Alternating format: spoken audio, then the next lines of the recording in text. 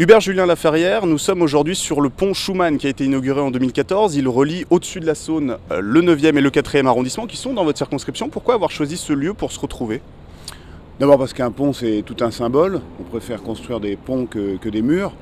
Et puis ce pont Schumann, vous savez, c'est vraiment le lien récent entre le quartier de Vèze et puis le centre de Lyon. Donc c'est à la fois un symbole parce que c'est le lien entre les populations. Aussi, quand vous regardez la perspective ici, on a au-dessus de nous la Duchère. Oui. Et la tour panoramique de la Duchère en continuité directe de ce pont.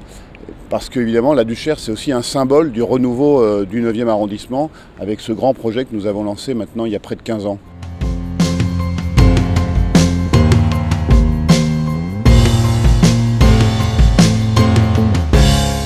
De voir que le PS, mais aussi le député sortant Pierre-Alain Muet, ou encore l'ancien président de région Jean-Jacques Kéran préfèrent soutenir Nathalie Perrin-Gilbert plutôt que votre candidature, vous ne le prenez pas comme une remise en cause de votre appartenance à la gauche ? Alors pas du tout. Je vais vous dire deux choses à ce sujet. C'est que premièrement, les valeurs que défend Emmanuel Macron, ce sont les valeurs qui m'ont fait adhérer à la gauche il y a maintenant une trentaine d'années lorsque j'étais étudiant. Et je crois qu'aujourd'hui, il les porte fortement. Parce qu'autour de ces valeurs-là, il y avait aussi, moi, ma volonté de réconcilier la gauche avec l'entreprise. Parce que si on veut répartir les richesses, il faut d'abord créer les conditions de leur création. Et donc, je me trouve complètement en phase et je ne vois pas en quoi ce serait une trahison de la gauche de vouloir une France apaisée, qui avance et qui en même temps, effectivement, répare les injustices.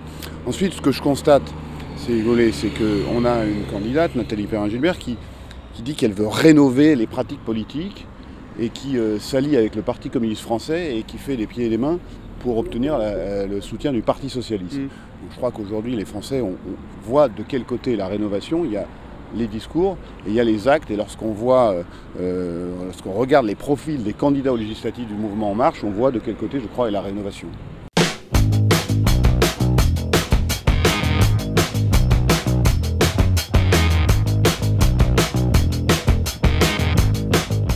Hubert Julien Laferrière, vous êtes maire du 9e arrondissement et vous allez faire face à d'autres maires. C'est un véritable avantage où finalement l'élection d'un député se joue ailleurs.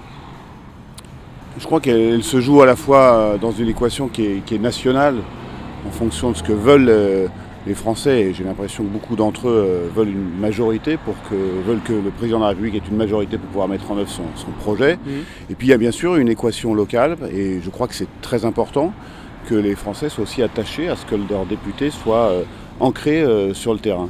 Et c'est important qu'un député reste avec ce lien sur le territoire.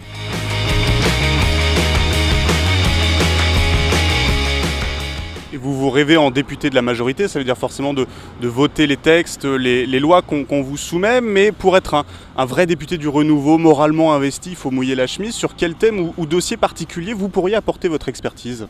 Ce que je souhaite porter à l'Assemblée nationale, c'est voir comment porter au niveau national ces innovations sociales et environnementales qui font qu'on crée des emplois sur le territoire de Lyon dans ce qu'on appelle la nouvelle économie. Ça sera mon premier combat. Mon deuxième combat, ça sera l'éducation et la culture. Et je souhaite porter ça au niveau national parce qu'on n'en parle pas assez. Et puis enfin, je crois qu'il y a toute la thématique de la transition écologique. C'est quand même notre avenir, l'avenir de nos enfants, mais c'est aussi tout simplement la qualité de notre air au quotidien et c'est donc notre santé dès aujourd'hui. Et ce sont des thèmes où aussi on voit éclore des innovations dans l'ensemble des quartiers, des choses toutes simples parfois qui font que le tri progresse, les circuits courts progressent. Et là encore, on a besoin à l'Assemblée nationale de ces exemples locaux pour faire progresser cette cause-là indispensable.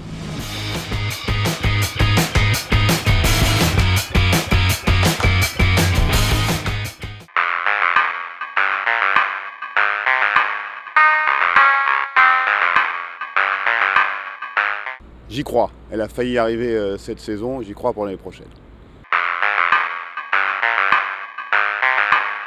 J'y crois, Gérard Collomb a fait beaucoup, mais il a montré la voie et je crois beaucoup en ceux qui vont lui succéder.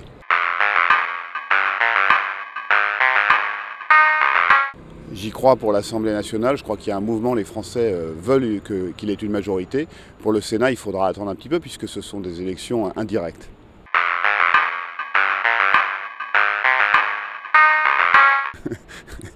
Oui, je le crois, parce que l'air, c'est aussi des réputations, et on verra que je serai un député efficace.